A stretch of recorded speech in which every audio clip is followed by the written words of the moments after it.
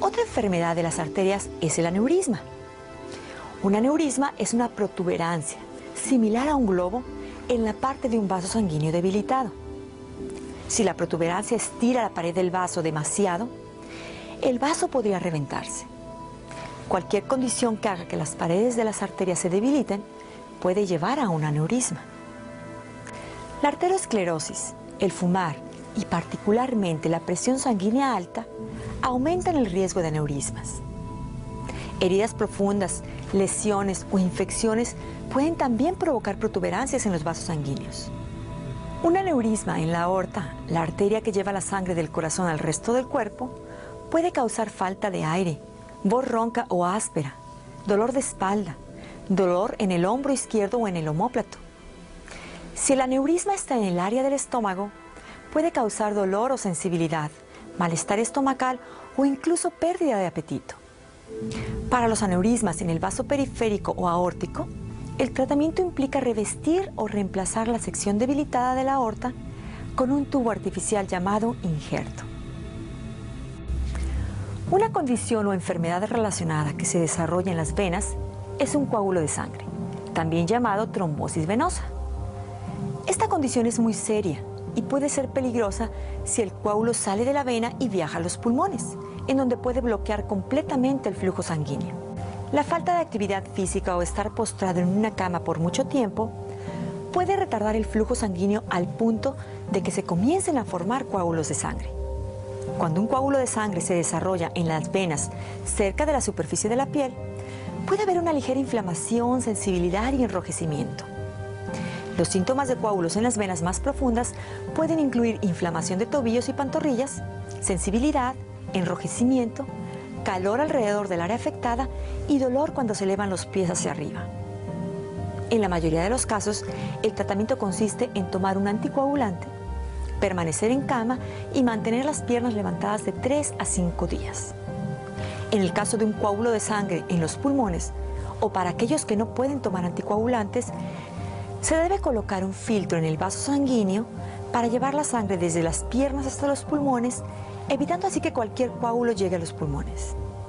Cuando un coágulo de sangre llega a los pulmones, crea una condición llamada embolismo pulmonar. Un embolismo pulmonar es tratado con agentes adelgazadores sanguíneos, medicinas anticoagulantes que inhiben la coagulación de la sangre y medicinas que disuelven el coágulo. En algunos casos puede necesitarse cirugía para retirar el coágulo.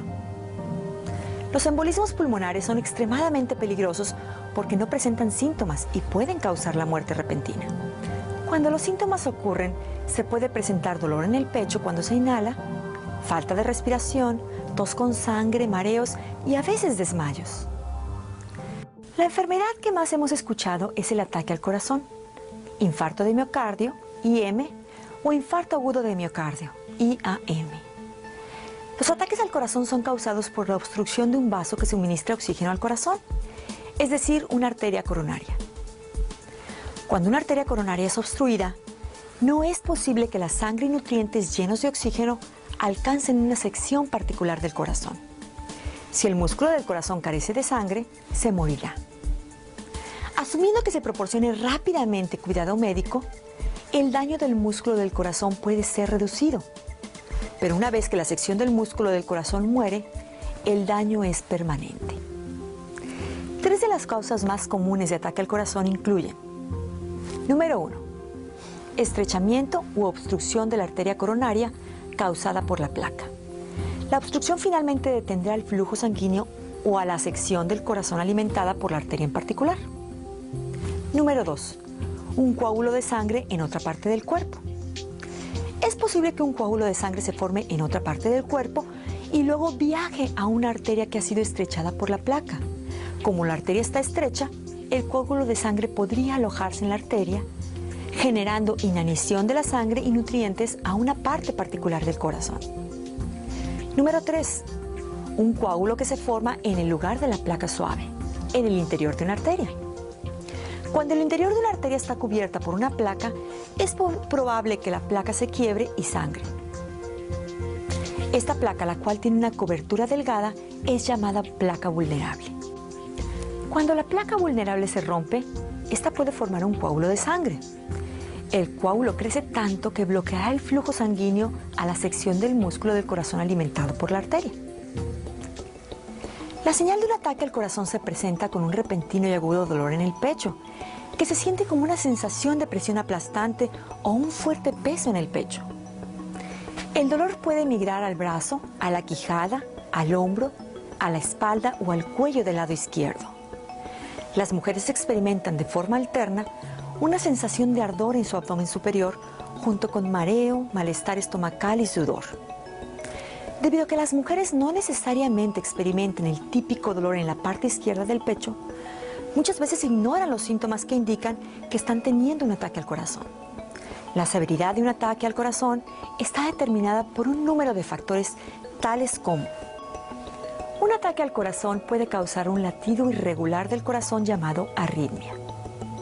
Las arritmias pueden provocar muerte repentina. Puede haber un latido rápido o contracción no coordinado llamada fibrilación ventricular, interrumpiendo el flujo sanguíneo. En este caso, el flujo sanguíneo normal debe restaurarse rápidamente a través de la resucitación cardiopulmonar, RCP, o la terapia eléctrica, desfibrilación. Si la obstrucción ocurre al lado izquierdo del corazón, la condición es mucho más peligrosa. Si a la parte del corazón que carece de sangre se le suministra otra fuente de sangre, muchas veces el mismo cuerpo de la persona responderá ampliando otro vaso que suministre sangre a esa parte del corazón. En este caso, las consecuencias de ataque al corazón son mucho menos severas. Si la atención médica es provista rápidamente después del ataque al corazón, dentro de 1 hora desde que se inició el ataque, se minimizará la cantidad de músculo perdido de corazón. La meta después de un ataque al corazón es regresar el flujo sanguíneo al área del corazón que carece de sangre lo más rápido posible y restaurar un latido del corazón regular para reducir al mínimo el daño al corazón.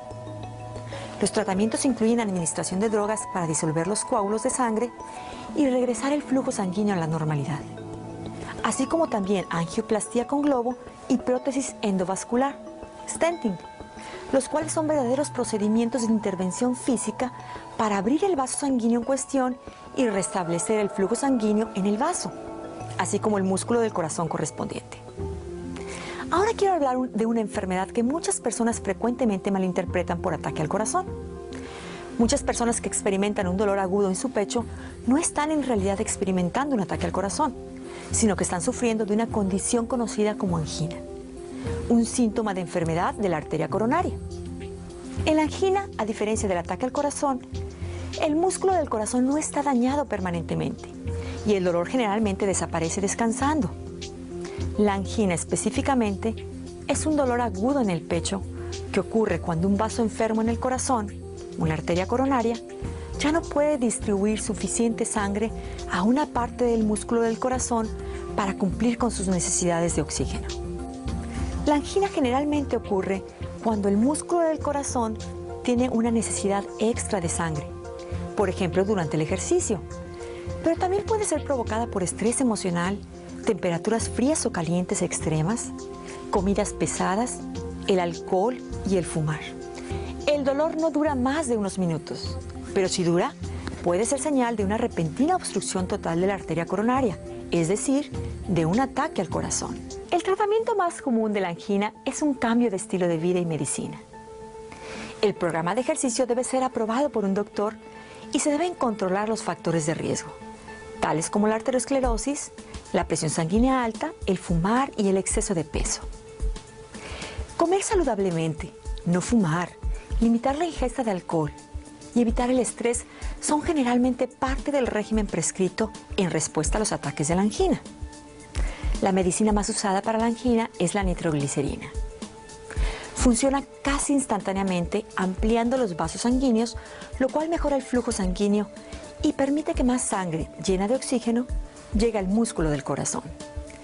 Otras medicinas usadas para controlar la angina típica son los beta bloqueadores y bloqueadores de los canales de calcio, que reducen las necesidades de oxígeno del corazón, disminuyendo el ritmo cardíaco o la presión sanguínea. La última enfermedad que me gustaría cubrir es el derrame cerebral. Un derrame cerebral es una lesión en el cerebro que también puede afectar severamente al cuerpo. Un derrame ocurre cuando hay una interrupción en la circulación de la sangre en una parte del cerebro o cuando hay sangrado dentro o alrededor del cerebro. Debido a su constante y crítica función, las células del cerebro necesitan un constante suministro de oxígeno. Cuando la sangre deja de pasar por una parte del cerebro, el oxígeno suministrado en esas áreas se interrumpe, una condición llamada isquemia. Sin oxígeno, las células cerebrales se mueren rápidamente. Cuanto más tiempo el cerebro se encuentre sin sangre, más severo será el daño. El área del tejido muerto que resulta de la isquemia cerebral es conocido como infarto cerebral. El flujo sanguíneo del cerebro se puede obstruir de dos maneras. Número 1. Un coágulo de sangre que se aloja en una arteria en el cerebro o en el cuello, obstruyendo el flujo sanguíneo. Alrededor del 87% de todos los derrames son causados por coágulos sanguíneos. Y número 2. Una arteria debilitada se revienta en el cerebro. Un 13% de derrames son causados por una arteria que se revienta. Los efectos de un derrame pueden ser moderados o severos, a corto plazo o permanentes. Algunas personas pueden recuperarse rápidamente, otras nunca se recuperan. Esto es debido a que las secuelas de un derrame son determinadas por varios factores, tales como ¿qué parte del cerebro fue afectada? La magnitud del daño ocurrido. ¿Qué tan rápido el flujo sanguíneo fue restablecido a la parte lesionada del cerebro? ¿Y qué tan rápido las partes saludables del cerebro pueden hacer las funciones realizadas anteriormente por el área lesionada? Estas son algunas de las enfermedades más comunes que se presentan en nuestro sistema circulatorio. En todos los casos, la estrategia más importante a seguir es la prevención. Siguiendo un programa de ejercicio simple, adoptar una dieta saludable y evitar factores de riesgo evidentes tales como fumar, tomar alcohol, la obesidad y el sobrepeso contribuirán a evitar las enfermedades cardiovasculares. Tome en cuenta que el sistema cardiovascular es muy importante y frágil. Por lo tanto, cuídelo. Hasta pronto.